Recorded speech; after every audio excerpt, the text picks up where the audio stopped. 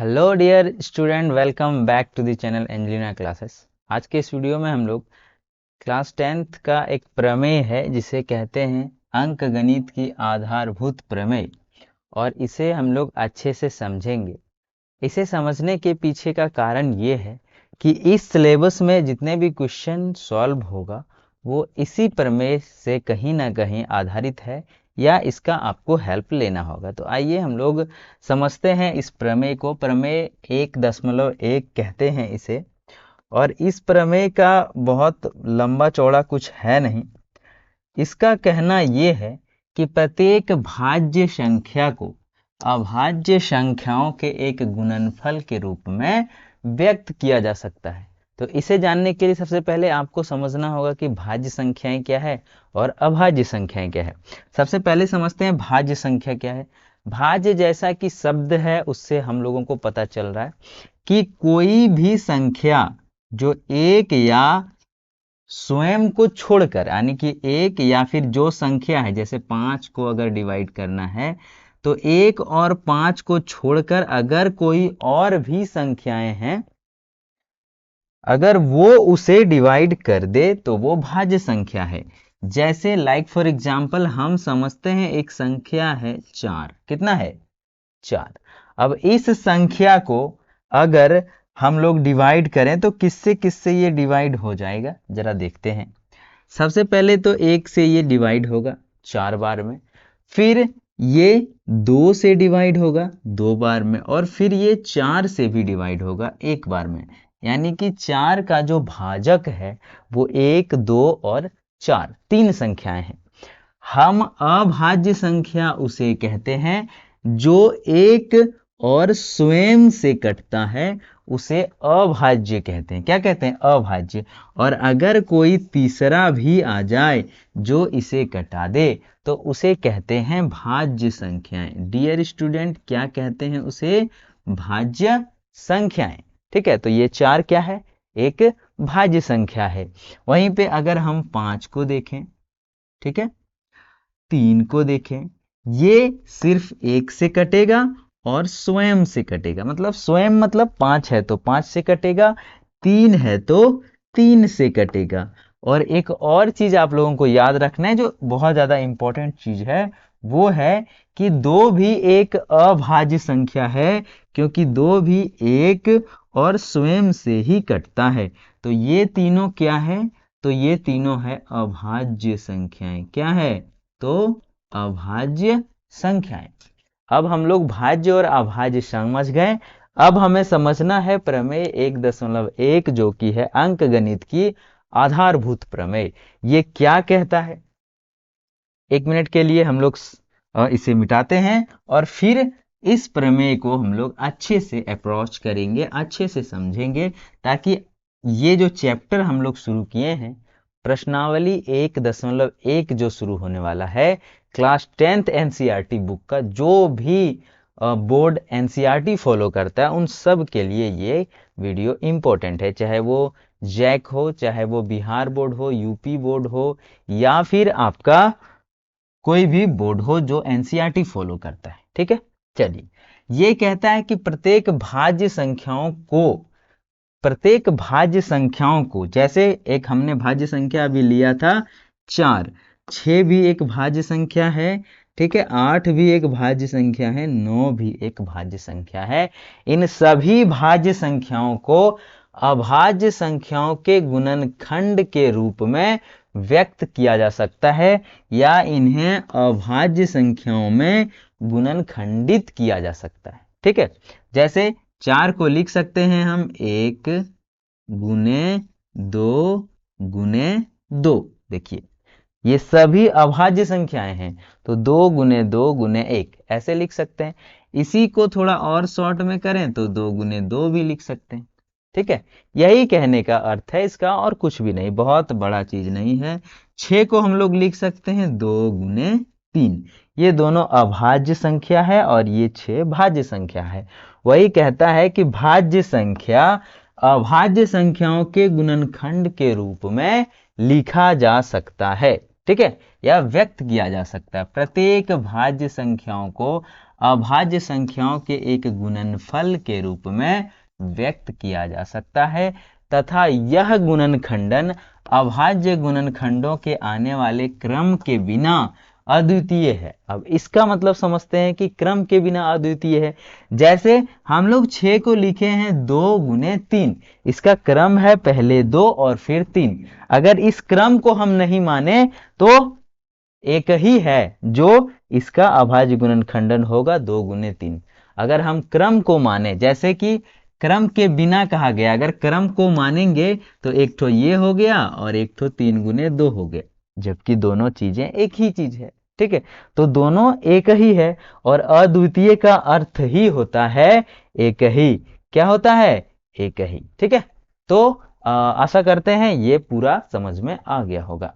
चलेंगे नेक्स्ट, इसका जो क्वेश्चन हमारा है कैसे रहेगा एग्जाम में। देखिए इस टाइप के क्वेश्चंस आपको देखने को मिलेंगे। कहता है कि अभाज्य गुणनखंडों के गुणनफल के रूप में व्यक्त कीजिए। ठीक है, हाँ यही है, यानी कि करना कुछ नहीं है, इसे अभाज्य गुणनखंडों में व्यक्त कर देना है। आइए व्यक्त करते हैं। पहले 140 दिया गया है। कितना दिया गया है? 140 दिख रहा होगा, हाँ ठीक है।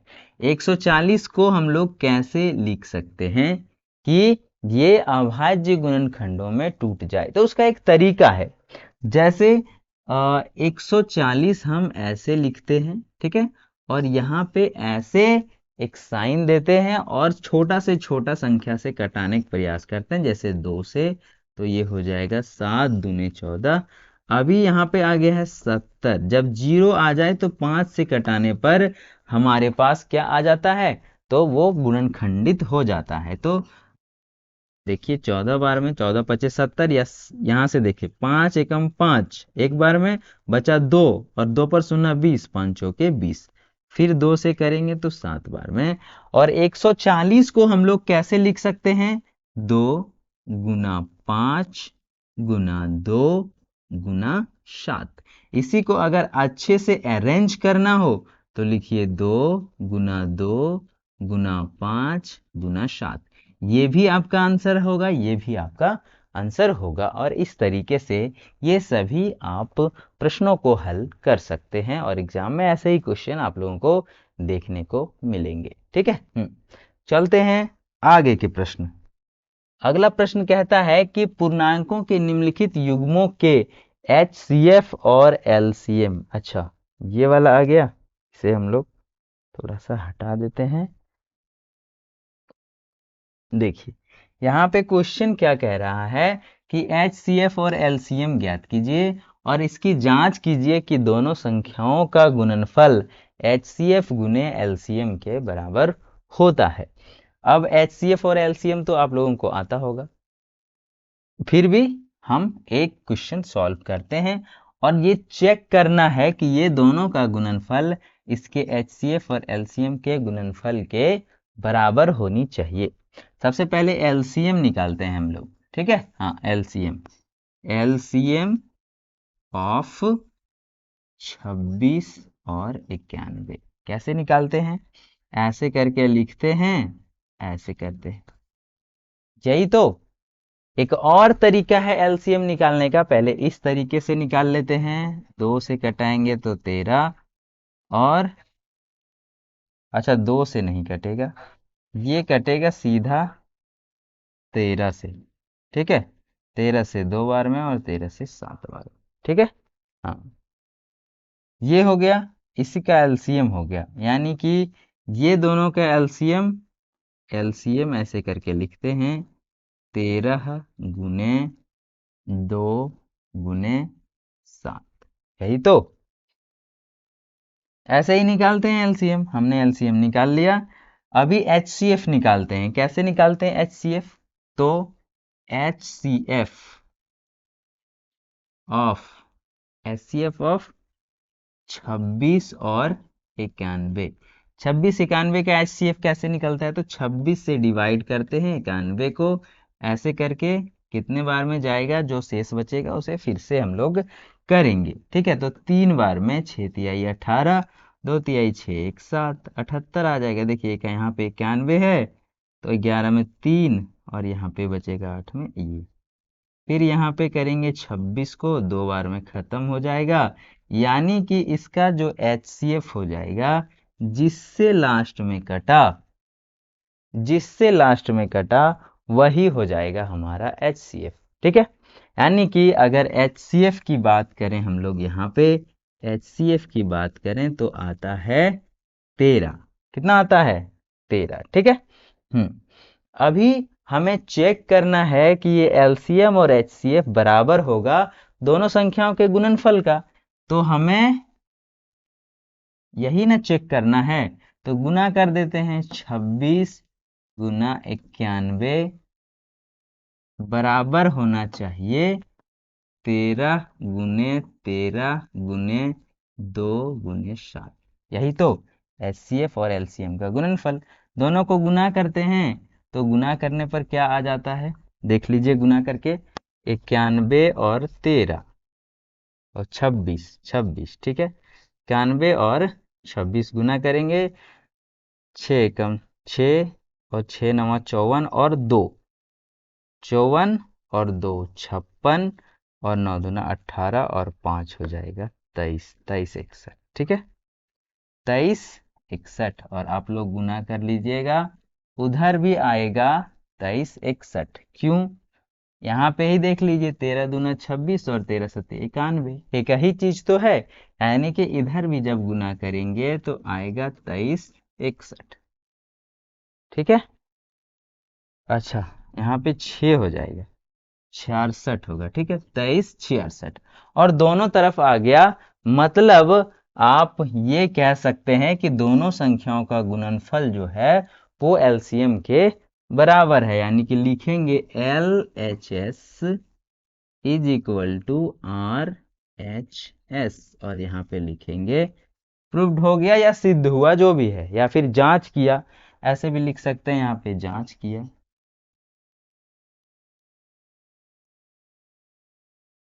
तो इस तरीके से आप लोग प्राप्त कर सकते हैं कि HCM और LCM का जो गुणनफल होता है संख्याओं के गुणनफल के बराबर होता है। ठीक है, अभी हम लोगों को और भी क्वेश्चंस है, जैसे गुणनखंड अभाज्य गुणनखंड विधि द्वारा निम्नलिखित पूर्णांकों के HCF ज्ञात कीजिए। आइए हम लोग अभाज्य गुणनखंडों के द्वारा इसका HCF ज्ञात करते हैं। ठीक है, अभाज्य गुणनखंडन में कैसे करते हैं HCF ज्ञात, वो एक बार देख लेते हैं। आइए, सबसे पहले देखिए, ये है 12, फिर है 15 और फिर है 21। इन तीनों का अभाज्य गुणनखंड अगर हम लोग करने जाएंगे तो इसे तो ऐसे ही कर देंगे, 2 गुने 2 गुने 3, 2 दूनी 4 तिहाई 12। यहाँ पे करेंगे 3 गुने 5, 5 तिहाई 15 और 21 कर देंगे। अच्छा, इसे थोड़ा सा हम उल्टा के लिख देते हैं ताकि आपको फायदा दिखेगा, 7 तिहाई 21 ऐसे। अब हमें निकालना क्या है, तो अभाज्य गुणनखंड विधि द्वारा पूर्णांकों के HCF और LCM दोनों निकालना है। कितना आसान है, देखिए कितना आसान है। अगर जो चीज तीनों में मिल रहा है, जैसे ये तीनों में मिल रहा है, तो हमारा HCF जो है वो हो जाएगा 3। ठीक है, और बाकी जितनी चीजें हैं उसे आप लिख दीजिए और एक ठो ये तीनों में से ले लीजिए, तो वो हो जाएगा LCM। जैसे 2 गुने 2 गुने 5 गुने 7 गुने 1 ठो 3 ले लेते हैं, तो ये हो गया इसका LCM। और कितना आसान है, काटा पीटी का भी टेंशन खत्म, वो गोल गोल करने वाला भी टेंशन खत्म। तो देखिए, 2 दूना 4 और 4 तिहाई 12, 12 पचे 60 और 60 को करेंगे 7 से तो हो जाएगा 420, यानी कि LCM कितना आ गया, 420 और HCF आ गया 3। तो इस तरीके से आप लोग आंसर कर सकते।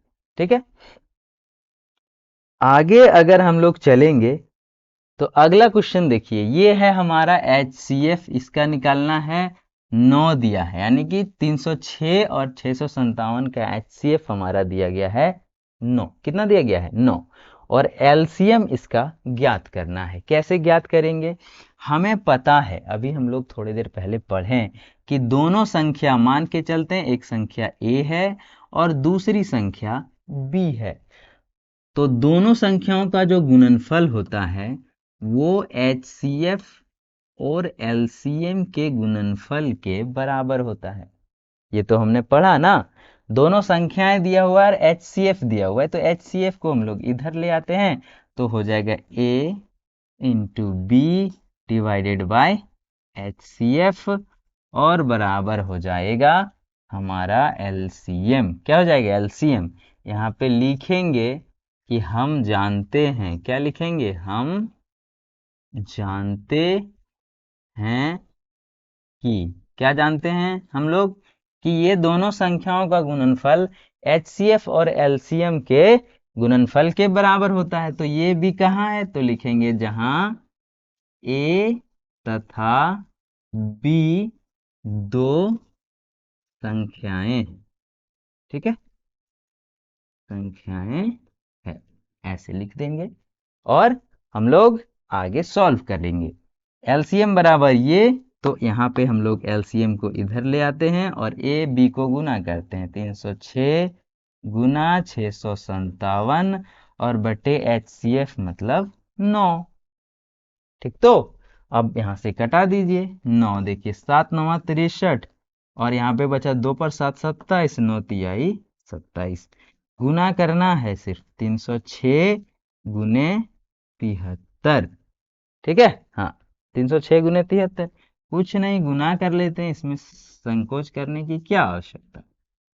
73, 6 तिहाई 18 और 3 तिहाई 9, 7 छक 42 और 7 तिहाई 21, ठीक है, 8 3 9 4 13 4 24 338, यानी कि आंसर आ जाएगा 24 338, ठीक है। तो इस तरीके से आप लोग से मिटा देते हैं या तो फिर इसे गोल कर देते हैं। 24 कितना आया था, अच्छा 24 कैसे आ गया, 8 2 1 3 9 4 13 22 338, कितना 22 338, ये अपना गुना करने पर डिपेंड करता है। तो आप जो है सो ऐसे करके गुना करेंगे और आपका आंसर आ जाएगा। छठा क्वेश्चन क्या कहता है, जांच कीजिए कि किसी प्राकृतिक संख्या के n के लिए संख्या 6 टू द पावर n अंक 0 पर समाप्त हो जाता है। ठीक है, n 0 पर समाप्त हो जाता है, यानी कि 6 है और उस पर पावर क्या है, तो n है, क्या है, n है। अब कोई प्राकृत संख्या है,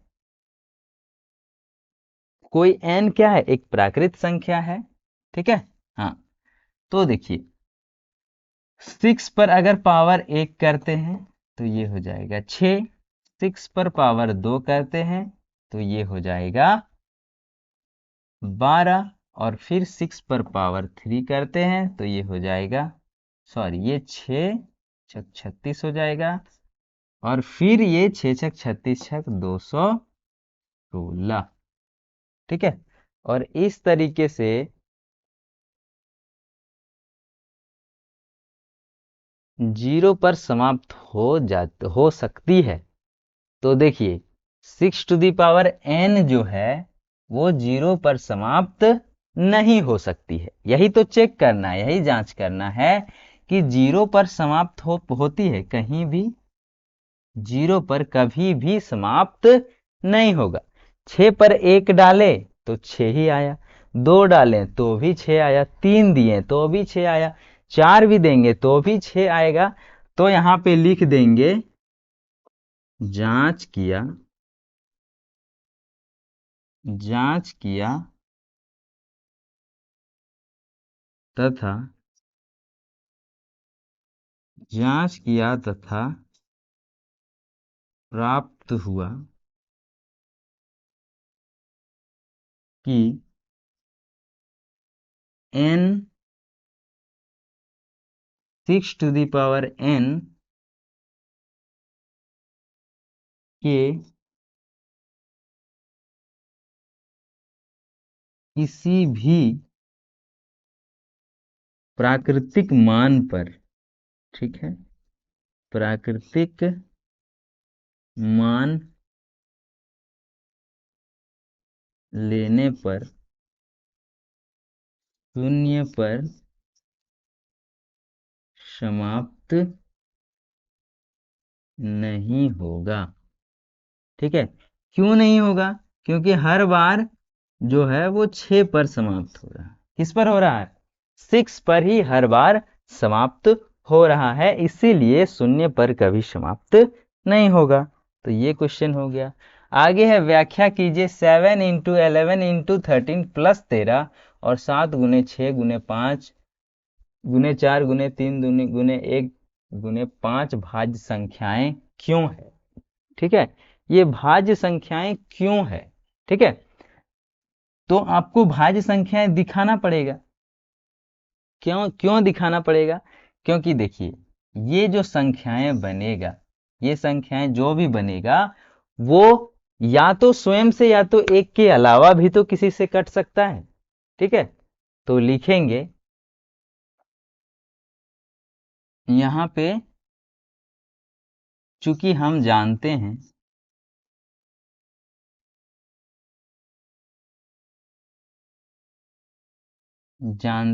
कि कोई भी भाज्य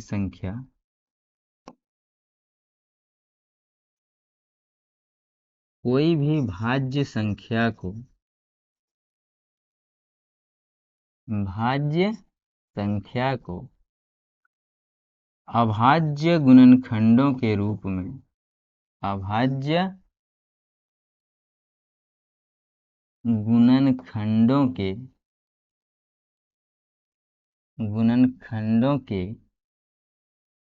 गुणनफल के रूप में लिख सकते हैं। ये प्रमेय 1.1 कहता है, गुणनफल के रूप में लिख सकते हैं। अब हम लोग एक झलक देख लेते हैं कि कहता क्या है ये। देखिए, कहता है प्रत्येक भाज्य संख्या को अभाज्य संख्याओं के एक गुणनफल के रूप में व्यक्त किया जा सकता है, यही कह रहा है। यानी कि हम लोगों को यही तो बताना है कि हमारे पास क्या है। तो हमारे पास, अच्छा, हमारे पास क्या है भाई? तो ये है 7 गुने 13 प्लस 13, है ना, 7 गुने 11 प्लस 13। इसे हम लोग अगर एक तरीका, कैसा तरीका? तो अगर हम इन सभी संख्याओं को x गुने y गुने z ऐसे, या गुने ये, मतलब इन गुना के रूप में अगर लिख दें तो ये भाज्य संख्या है। क्योंकि हम लोगों ने देखा पहले कि 4 एक भाज्य संख्या कब होगा? जब 1 गुने 2 ऐसे रहेगा गुना में। समस्या क्या कर दिया है कि यहाँ पे जोड़ दे दिया है, यहाँ भी जोड़ दे दिया है, यही तो किया है। तो अगर इस जोड़ को हम हटा के सिर्फ गुना में ला दें तो ये काम हो सकता है। देखिए, अगर ऐसा हो सकता है तो आइए हम लोग कर देते हैं। संख्या लिखेंगे, संख्या 7 गुने 11 गुने 13 जोड़ 13, ठीक है, और इसको तथा 7 गुने 6, अच्छा इसको अभी छोड़ते हैं, इसी को सॉल्व करते हैं। सबसे पहले देखिए, यहां से अगर 7 गुने 11 गुने अगर यहाँ और यहाँ, ये दोनों से अगर 13 बाहर निकाल लिया जाए, 13 अगर बाहर निकाल लिया जाए तो यहाँ पे 1 बचेगा और यहाँ पे भी 1 बचेगा। ठीक है, यहाँ पे अगर 1 बचेगा, ये दोनों से 13 अगर कॉमन ले लेते हैं तो 7 गुने 11 जोड़ 1 गुने 13। देखिए, ऐसे हम लोग लिख सकते हैं, क्योंकि यहाँ से निकल गया 13 और यहाँ से निकल गया 13, तो यहाँ पे बचा सिर्फ 1 और यहाँ वाला 13 गायब हो गया। ठीक है, तो यहाँ पे हम लोग ऐसे लिख सकते हैं 11 सते 77 और जोड़ 1, क्या करेंगे? जोड़ 1 और गुने 13। यहाँ पे 78 गुने 13 ऐसे लिख सकते हैं। जब हम ऐसे लिख सकते हैं तो इसलिए लिखेंगे प्रमेय 1.1 से। ठीक है, यही तो कहता है कि जो गुना के रूप में पहले से लिखा हुआ हो वो भाज्य संख्या है, हमने अभी बताया आप लोगों को। तो प्रमेय 1.1 से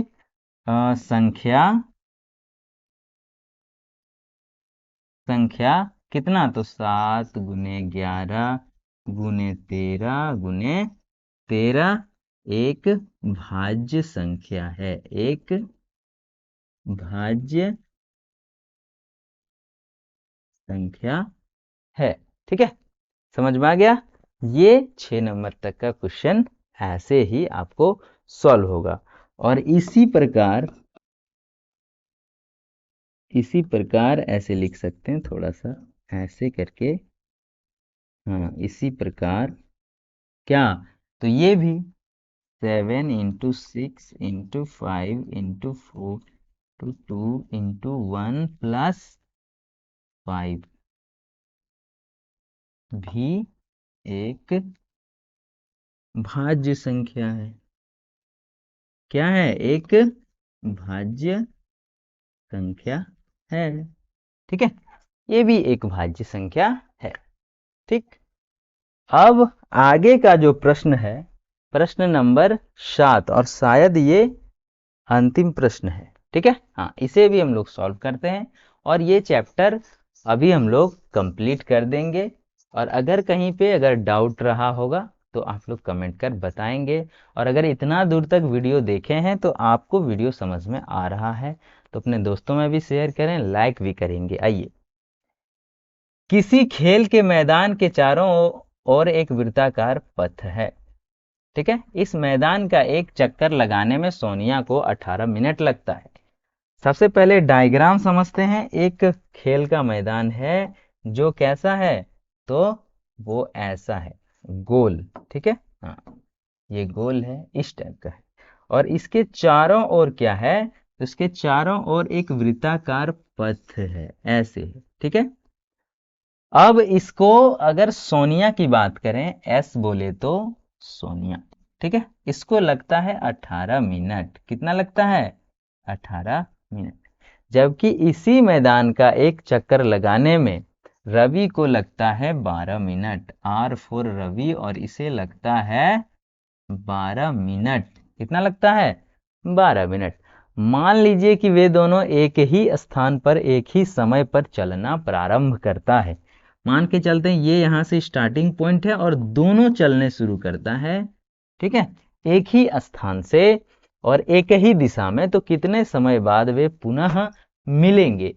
तो ऐसे सिचुएशन में हम लोग करते क्या है, जैसे देखिए, मान के चलिए ये 12 मिनट लगाता है, ये 18 मिनट लगाता है। ठीक है, ये ये जो है वो दूसरी बार कब मिलेगा, तो ये 18 मिनट में एक चक्कर, फिर 18 में एक, फिर 18 में एक, ये 12 में एक, 13 में एक।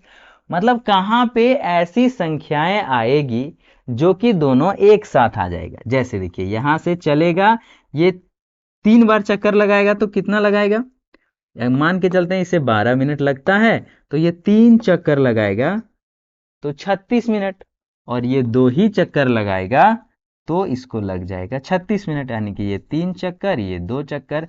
लेकिन यहाँ पे क्वेश्चन पूछा है कि मिलेगा कहाँ पे, तो मिलेगा जब समय होगा 36 मिनट। क्या होगा, 36 मिनट। तो ये चीजें तो हम लोग ऑरली निकाल लिए, लेकिन इसे हम लोग कैसे निकालते हैं गणित में, तो एलसीएम निकाल के निकालते हैं। ठीक है, आइए हम लोग एलसीएम निकाल लेते हैं दोनों का। तो लिखेंगे कि रवि द्वारा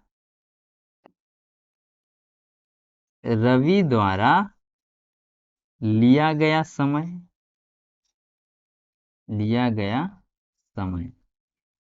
यहाँ पे हल ऐसे करके लिख देंगे और ऐसे लिखेंगे। लिया गया समय रवि द्वारा 12 मिनट। ठीक है, और सोनिया द्वारा कितना लिया गया, सोनिया द्वारा लिया गया समय कितना है? 18 मिनट। ठीक है। दोनों का एलसीएम अगर निकालना हो तो एलसीएम के लिए सबसे आसान तरीका हम लोगों ने निकाला था। 12 को लिखेंगे कितना? तो 12 को लिखेंगे 2 गुने 2 गुने 3, और 18 को लिखेंगे 2 गुने 3 गुने 3। ऐसे ही तो 3 तिहाई 9 दूनी 18। अब जो जो मिल रहा है उसे ले लेते हैं बाहर। ठीक है, तो वो हो जाएगा HCF। हमें HCF से कोई मतलब नहीं है, किससे मतलब है? एलसीएम से। तो एलसीएम में हमने कहा था जो बाहर में रहेगा वो पहले लिखेंगे, जैसे 2 गुने 3। ठीक है, और फिर जो अंदर में है उसको एक एक ठो लेंगे। तो पहले अंदर में 2 है, फिर अंदर में 3 है, तो गुना कर दीजिए। 2 तिहाई 6 और 2 तिहाई 6, 6 छक 36। ठीक है, हाँ, 6 6 दूनी 12, 12 तिहाई 36 मिनट। कब मिलेगा वो दोनों? तो 36वां मिनट में। ठीक है, कितने समय बाद वे पुनः प्रारंभिक स्थान पर मिलेंगे? तो आपका आंसर हो जाएगा 36 मिनट के बाद। और ऐसे ही इस प्रकार के क्वेश्चन सॉल्व करते हैं, जो आगे जब आप लोग कॉम्पिटिटिव एग्जाम की तैयारी करेंगे तो इस टाइप के क्वेश्चन आपको देखने को मिलेंगे। ठीक है, तो ये आज का वीडियो था जिसमें चैप्टर 1.1 जो कि हम लोगों ने एनसीईआरटी क्लास 10th के सिलेबस से लिया है। नेक्स्ट वीडियो में हम लोग 1.2 सॉल्व करेंगे। तो मिलते हैं ऐसे ही नई वीडियो में, तब तक के लिए टाटा बाय बाय।